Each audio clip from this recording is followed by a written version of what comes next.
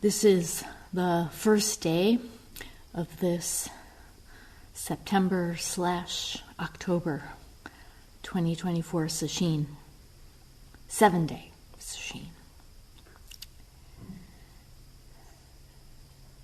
There are different words or different translations rather, for the word Sesshin. The ones that I've come upon the most are touching the heart-mind, collecting the heart-mind, and gathering the heart-mind. And really each of these translations conveys beautifully our purpose. We gather our limbs together, gather our efforts and our energy. And there is a tenderness and intimacy that is intrinsic to practice, no matter which practice you're working on, whether it's following the breath, koan work, or shikantaza.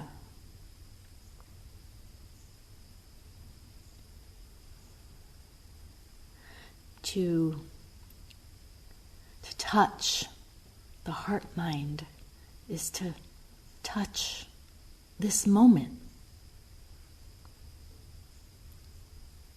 To not separate ourselves from it.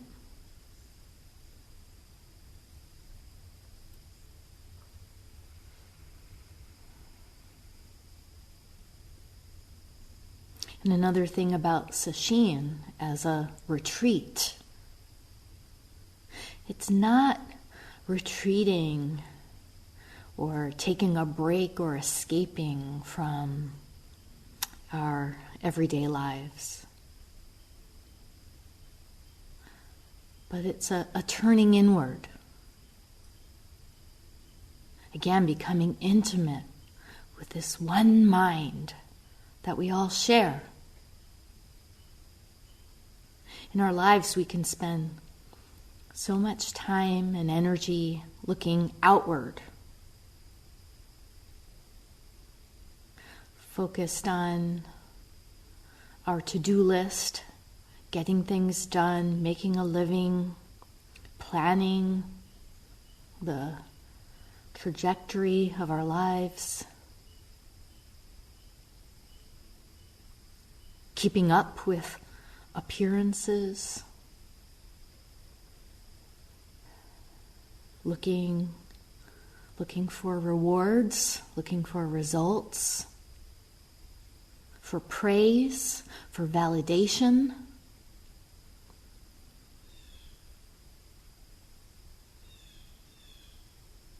But that's not our work this week.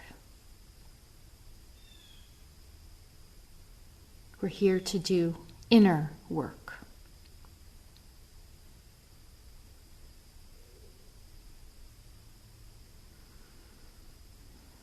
And it's vital work.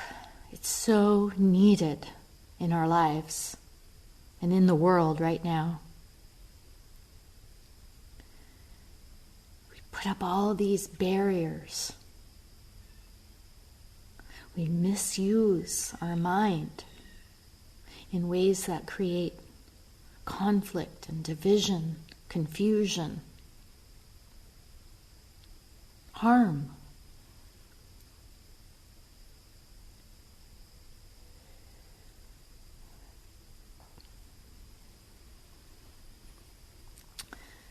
For this Sesshin, I'm going to start with reading from a book by Guo Gu, The Essence of Chan, a guide to the life and practice according to the teachings of Bodhidharma.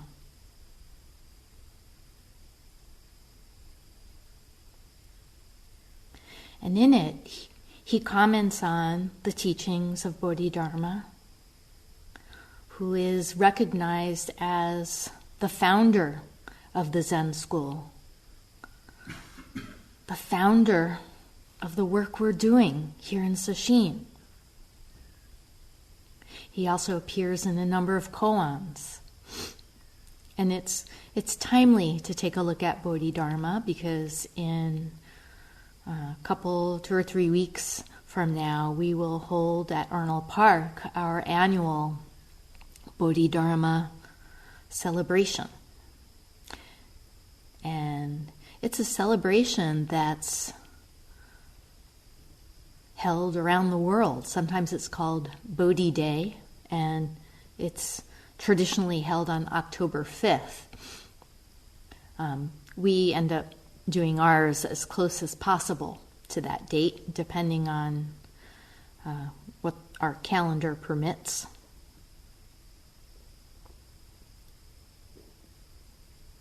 And the story of Bodhidharma, it's one that many, maybe all of you have heard of before. He's typically depicted as the wide-eyed, bearded barbarian who sat facing a wall in a cave for 9 years.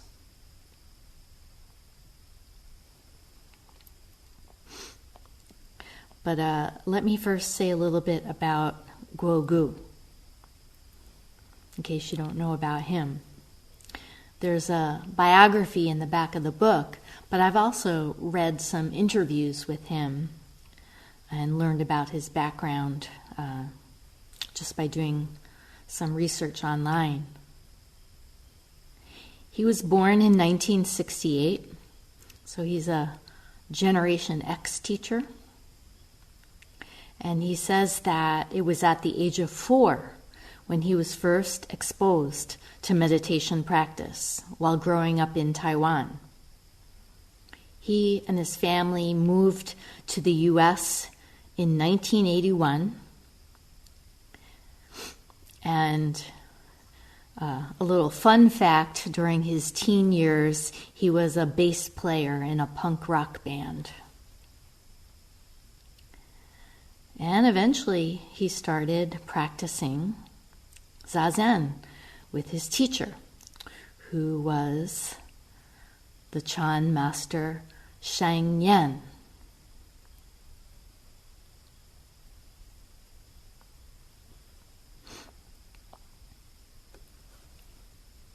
After Guogu graduated from college, he was ordained as a monk.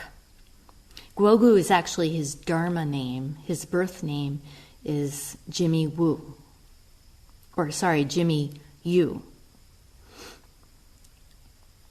And I learned that Guogu translates in English as results from being the valley. Results from being the valley. And he says it comes from a Chinese proverb, to be as humble as a valley.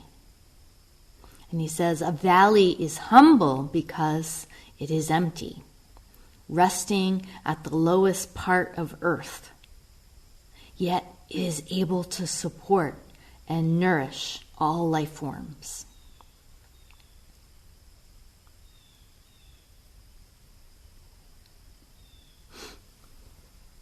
After Guogu became a monk, Master Sheng Yen appointed him as his personal attendant and translator, and later he authorized him as a teacher.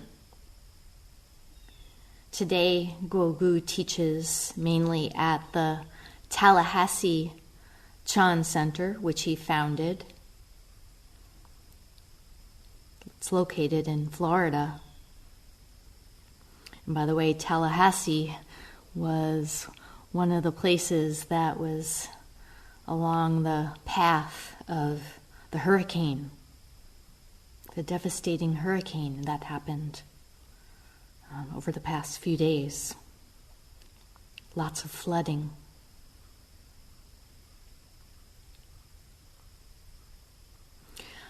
Another note about Guogu is that he at some point decided to leave monasticism and return to householder life while continuing as a teacher.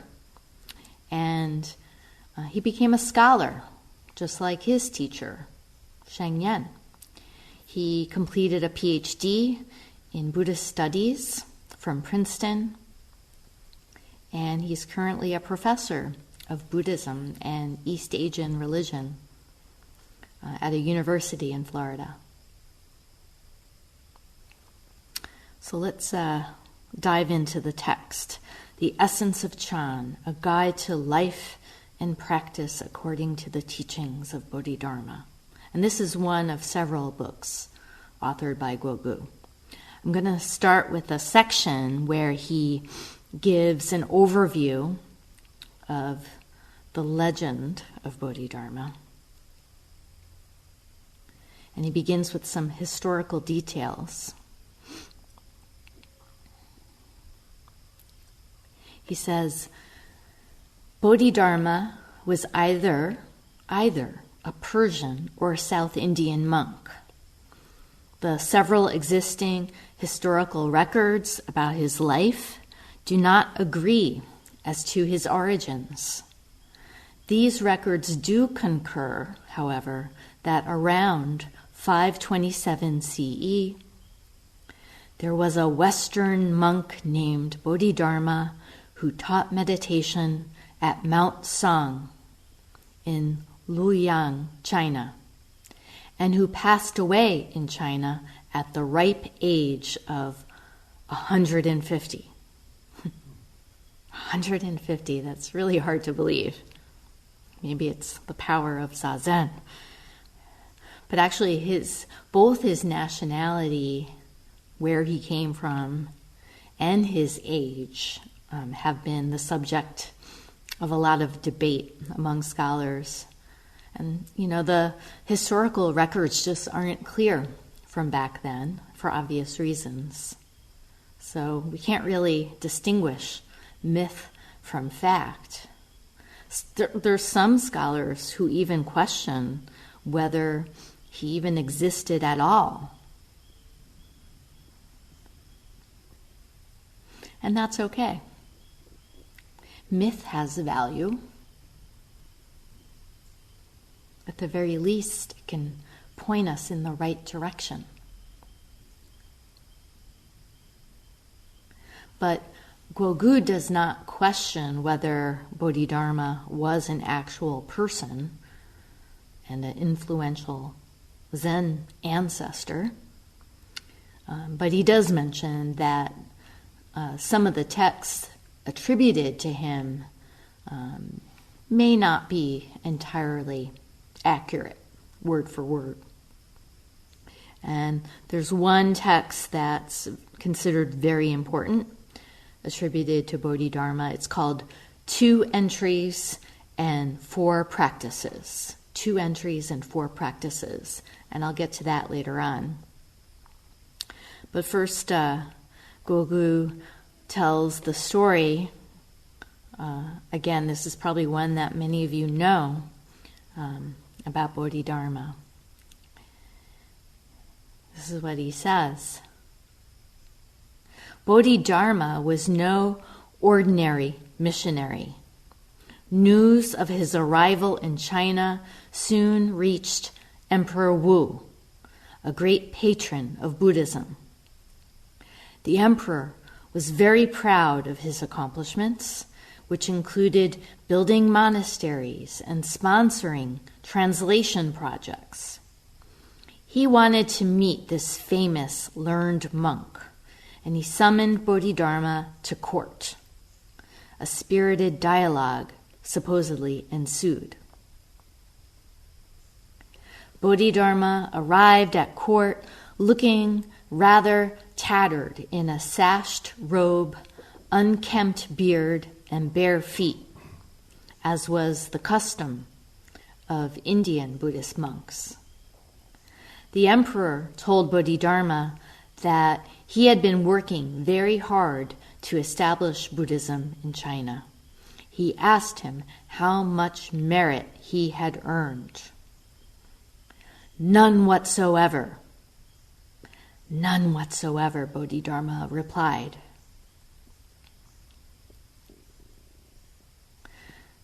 What a crude thing to say. This was no way to answer an emperor. Bodhidharma's head could have been chopped off for such a reply.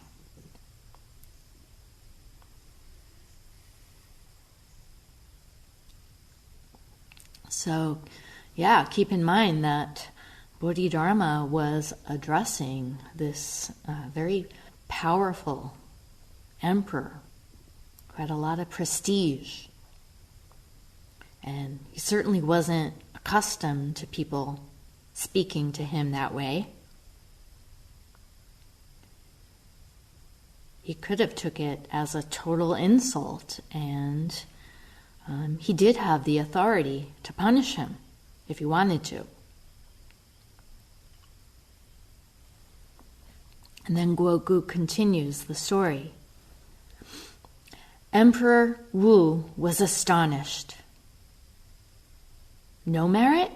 None whatsoever?" he pressed. "Was it a total waste, then, to do all the good deeds that I did?"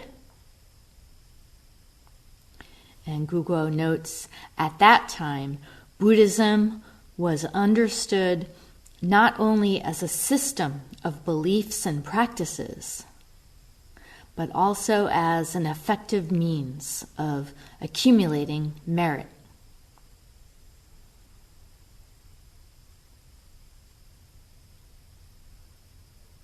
So, here we have Emperor Wu, who spent a lot of money, a lot of time and energy creating an infrastructure for Buddhism to thrive in China. Monasteries, temples, supporting the livelihood of teachers and monks. And he assumed that he was going to gain something from it, that he would earn merit.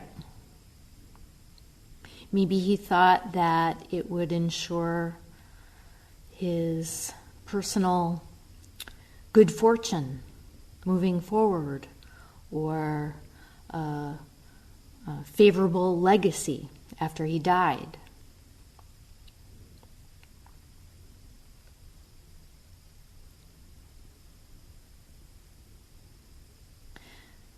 And while good deeds in the present is a matter of karma, whatever we say or do does have an effect. That doesn't mean we should actively try to improve our karma. That's clinging to self-interest, seeking gain. It's like trying to be a do-gooder, be the best Zen student that you can, so you can feel good about yourself. Wanting to be looked upon favorably by others. Wanting to make an impression.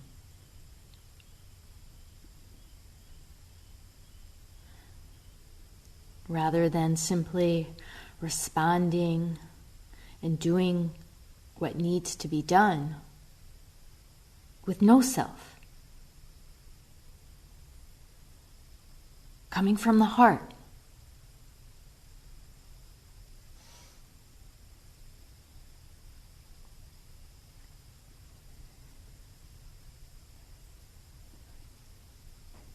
And Guogu says, when Bodhidharma replied to the emperor, "None whatsoever, no merit," he gave us his first teaching. Our true nature does not increase or decrease, because all things are interdependent and interconnected. All deeds are empty, not because they are void of meaning, but because nothing is fixed and separate.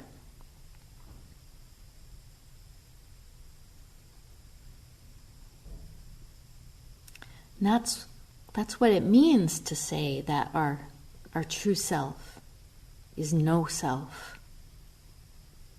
That nothing is isolated or apart from anyone or anything else.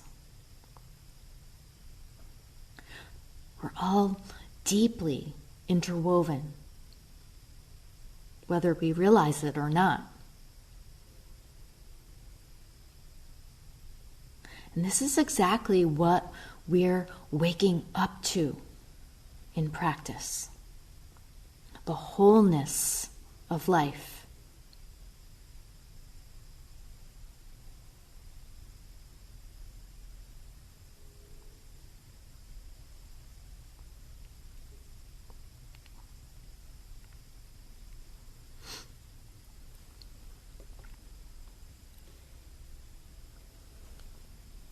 Gwogu says, the none in none whatsoever is Wu in Chinese. In Japanese, it is Mu, which means empty.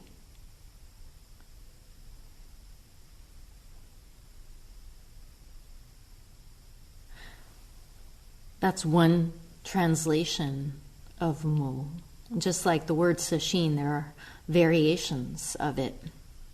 Others are no, not,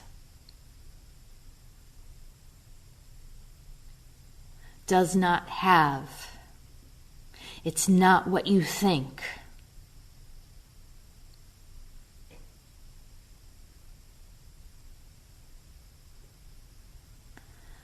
But we don't need to and shouldn't ponder and think about translations.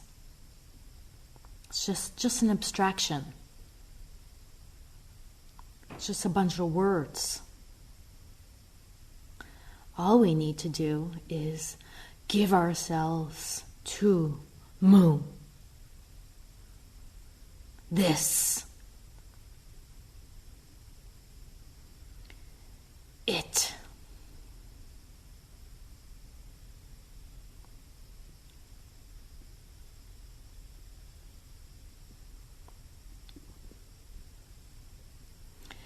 Gwogu then says, Bodhidharma's reply is a play on words. How much merit do I have? Empty. But is it really? No. In emptiness, there is fullness because everything is connected. It's just as we recite in the Prajnaparamita. Emptiness is only form. Form is only emptiness. Not two.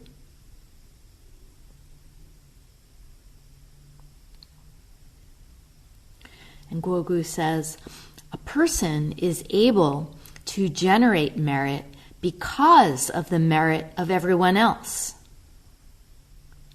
In the emperor's case, everyone in his kingdom, including his officials, his magistrates, and his workers, was involved in his projects. Therefore, all of them had also generated merit.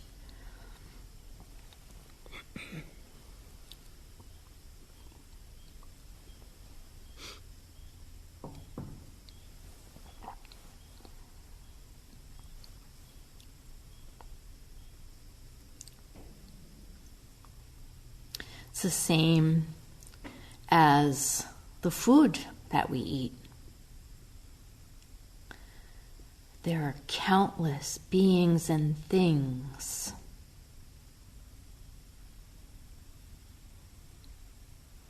that make it possible for the food that we eat to land on our plate and nourish us. Honeybees, the soil, rain, farmers and laborers, tractors, trucks and truck drivers,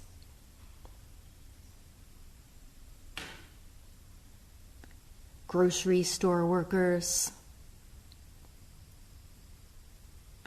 all so that we can live and practice and be in this world.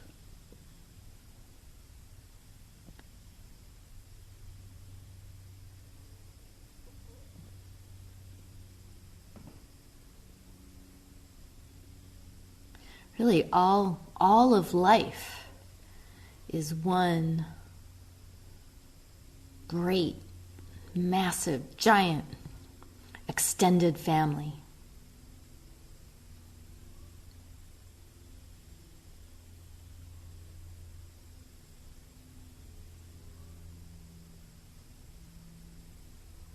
All of life is the Sangha.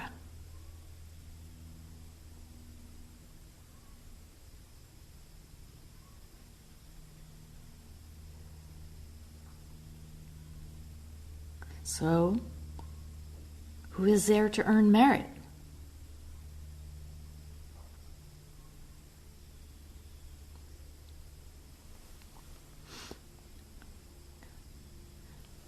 Guogu says the emperor thought that there was an independent I who could gain something. Surely he had destroyed all of his religious merit. This is how we usually function, from the point of view of me, my, you, and other. Chan Buddhism says that these three aspects of who we think we are, permanent, separate, and independent, are mere assumptions. This assumption of I, or a permanent self, is so deeply ingrained into our wiring that we think it is real.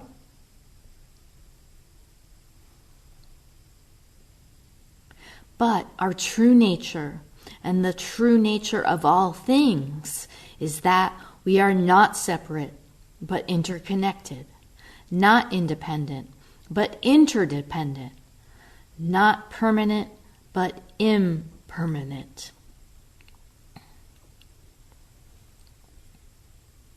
And then he says, Guogu is made up of non-Guogu. And we can insert any name there. All my thoughts, opinions, and experiences come from my interactions with everything else. My own views are just a collection of other views.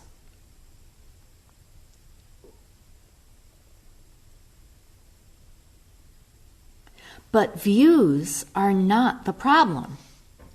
The problem is that we live our life on the basis of attachment to an ingrained assumption and identity, namely that we possess a permanent I. When we have thoughts such as my merit and your merit, there's something to be gained and lost. There is competition and resentment. There is success and failure. This is how we create suffering.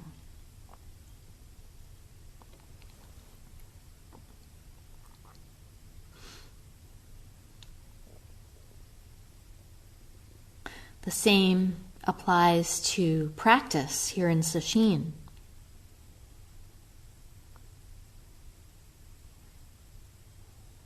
Our individual efforts, if you can call it that, are not separate from the efforts of the people sitting next to us and everyone else in the Zendo, here, in person, and online.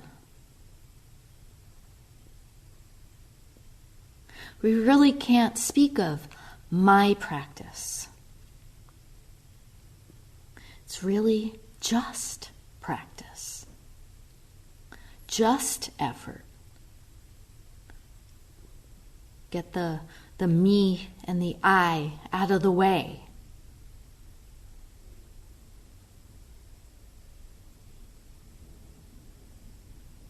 Also the her, him, them out of the way.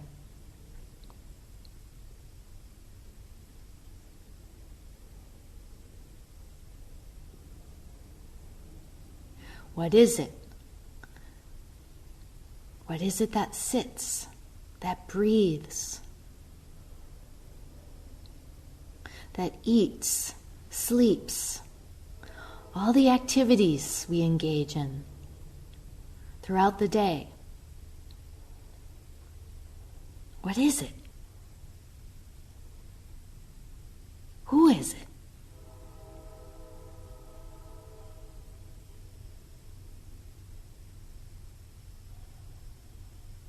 No merit, no gain, no loss, no failure, no good Zen students and no bad Zen students.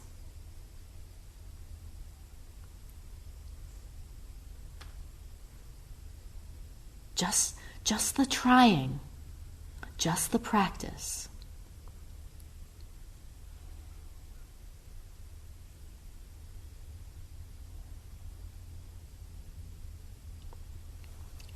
And Guogu goes on with the story.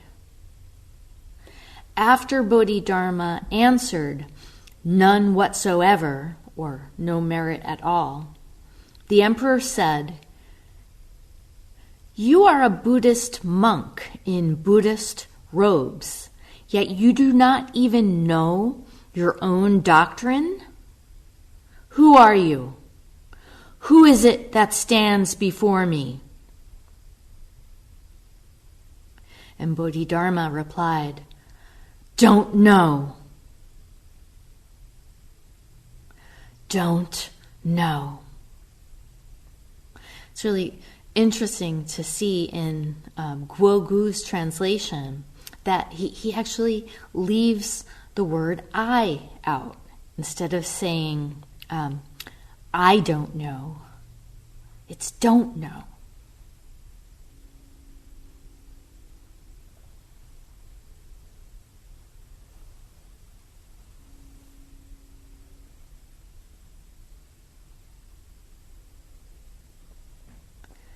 How could one not know who they are?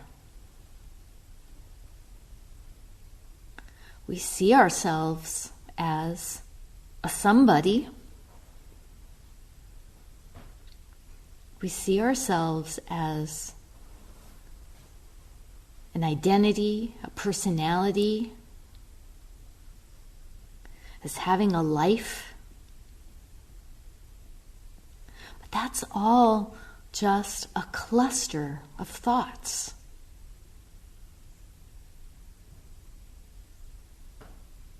A sticky knot of thoughts at that.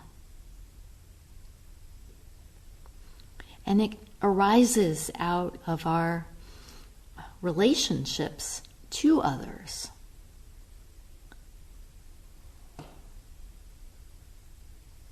Others that are actually not other.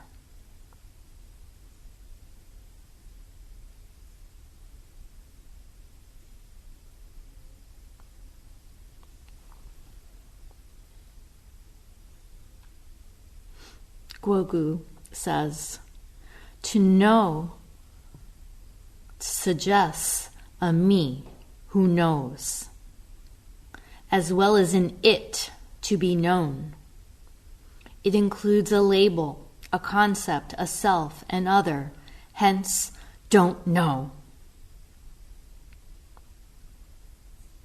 The emperor was already irritated by Bodhidharma's first answer, but now he was just confused. He knew that Bodhidharma was a great monk. Yet Bodhidharma's first reply seemed to show that he did not know his own doctrine, and his second answer showed that he did not even know who he was. Actually, Bodhidharma gave us his second teaching with his reply, don't know. Had he said, I am Bodhidharma, the famous Indian monk, the emperor probably would have bowed to him.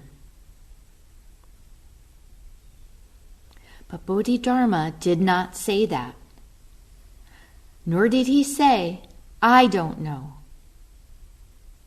By saying simply, don't know, Bodhidharma, like a sword, slashed through all conceptualizations, all oppositional assumptions of subject and object, such as you and I, all ideas of time and space, of now and then, and here and there.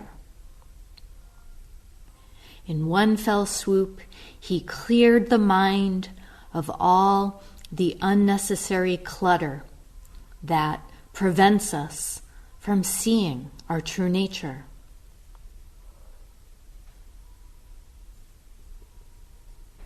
But the emperor did not understand. When Bodhidharma eventually left, the emperor needed his advisor to explain it to him verbally and conceptually, the way I am doing here.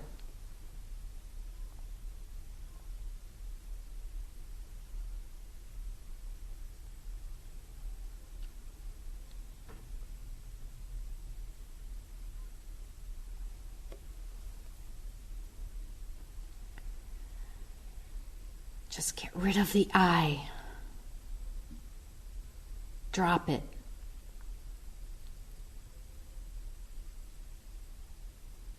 Instead of telling yourself, oh, I'm so tired. Poor me.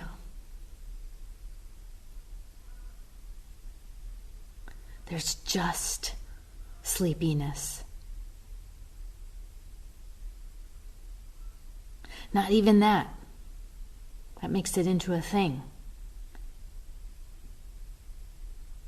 There's just yawning. Just nodding off.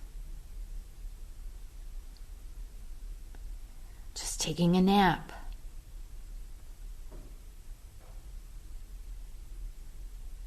Just being in a body.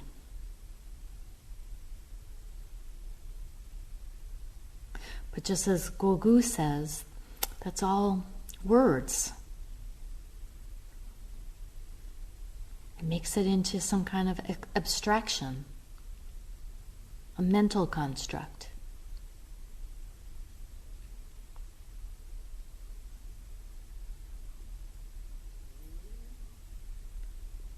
Practice is about being, not thinking.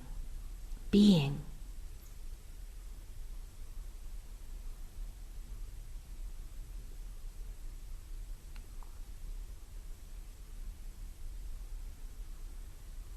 Guogu says, we may think we know ourselves and others, but really we do not. Because of our rigid assumptions, we categorize things in terms of good and bad, specifically things that are good or bad for me. Because of this discrimination and self-referentiality, we cannot really see the people in front of us, let alone our true nature.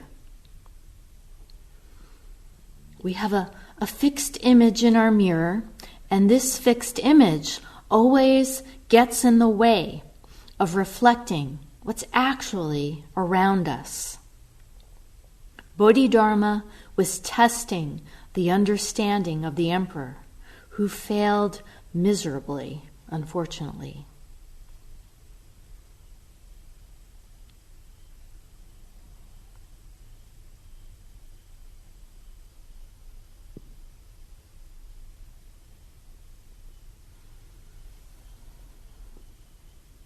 And that's how it is ordinarily for most of us, if not all of us. This default mode of looking, seeing others and the world through self-centeredness, self-interest. Such a source of confusion and conflict and dissatisfaction in our lives.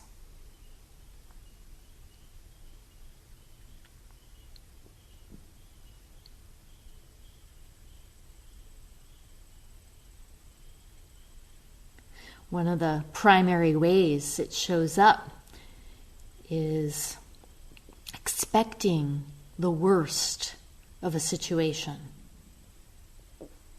or expecting the worst intentions in other people.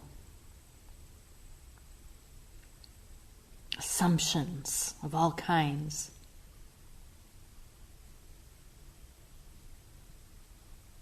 And in the case of the emperor, it was clinging to the idea of earning merit, expecting to get something out of his good actions in service to himself.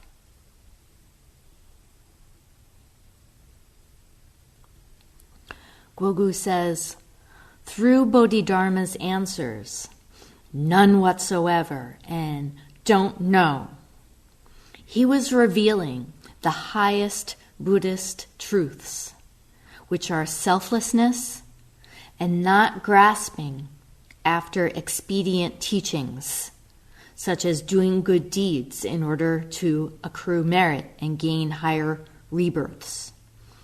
To have merit assumes that there is someone performing the good deed, that there is someone else receiving the benefit, that there are sentient beings, and that there is an actual meritorious act.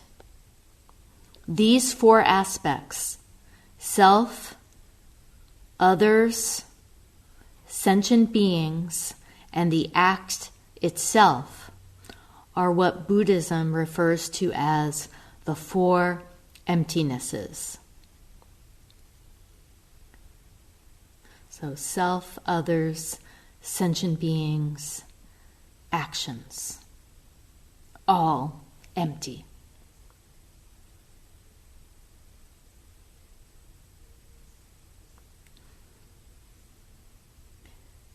In saying they're all empty, it can be easily misunderstood if we try to see it intellectually.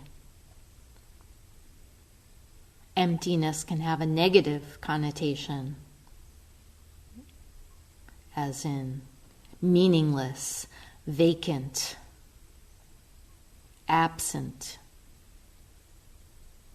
or just blank. But that's not what Bodhidharma meant when he said none whatsoever and don't know.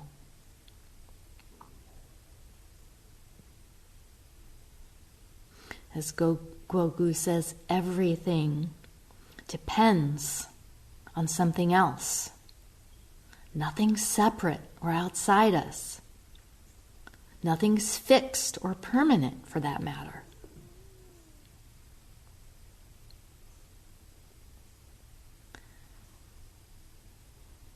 So whatever you're experiencing right now, it's just this. For now. Because it will pass.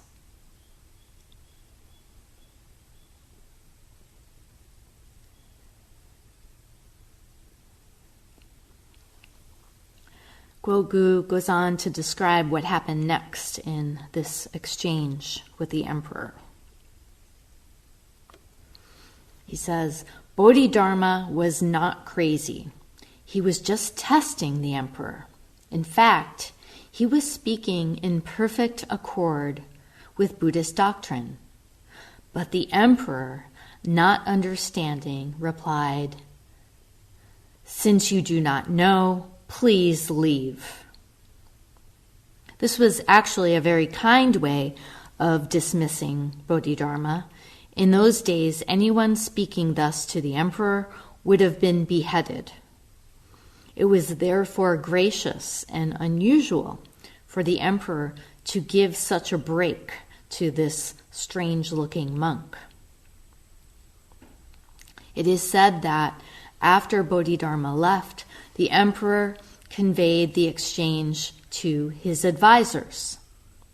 One of them was a learned monk who, upon hearing the words "none whatsoever," joined his palms together and said, "Bodhidharma gave the true teachings."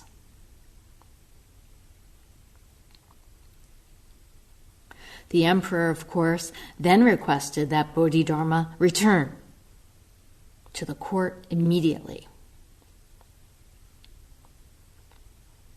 So did he suddenly realize that he had been caught up in thoughts about getting merit?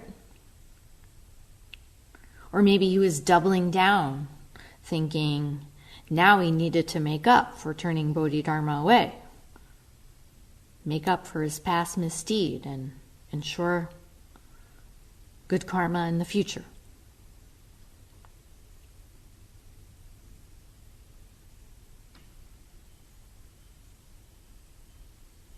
In any case, Guogu says, he, the emperor, offered to build Bodhidharma a monastery where he could live and teach the emperor and everyone else at court.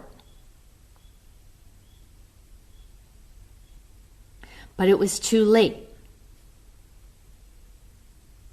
Nothing would bring Bodhidharma back. He was gone. Nothing could bring him back. In the koan version of this dialogue, which is the first case of the Hekigan-roku, or the Blue Cliff Record, the last line is, "Even if everyone in the country were to go after him, he still would not return." Even if everyone in the country were to go after him, he still would not return. No one could ever find him. He's nowhere to be found.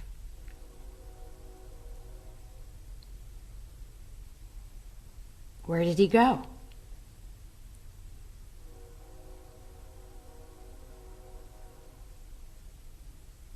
It's like asking, who is this standing before me?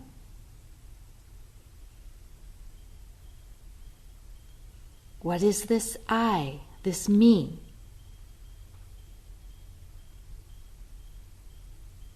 It's the same as asking, what is this? What is Mu?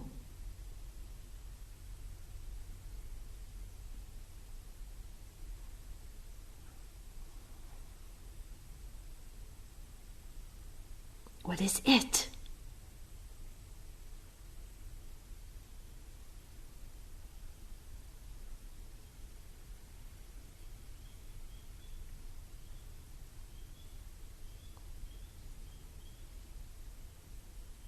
there anywhere for it to go? Where did it go?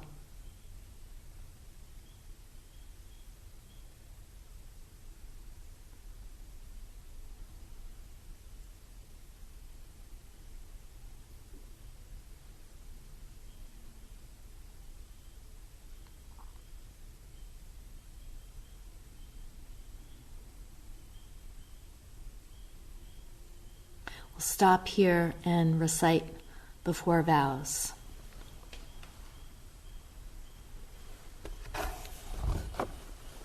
With masks on.